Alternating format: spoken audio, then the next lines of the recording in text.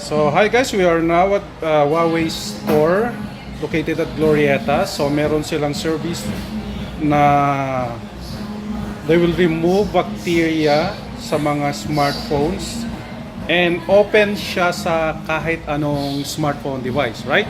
So, paano po yung procedure natin? Sir, kapag... Pakita mo yung phone. Apo. Ato ba?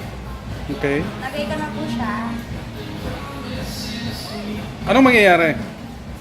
Yung sa loob, sir, pag nailawan po siya ng UV, Aha. dun po, pag once na nailawan na siya UV, natatanggal na po yung bacteria niya. Yung UV po ang nagpapatanggal ng bacteria. Sa labas na po. So itong device na to, siya yung magtatanggal ng bacteria sa phone. Sa labas lang po, hindi sa loob. So kahit ilang beses, pwede ba? Pwede naman po, sir. So wala namang disadvantage sa phone, like masusunog siya or Wala something? naman. Wala naman. Okay. Sige, gaano katagal yung procedure? Mga 15 or 20 minutes po siya. Okay. So, open siya kahit na anong smartphone, tama? Yes, tsaka tablets po. Tablets. Laptop.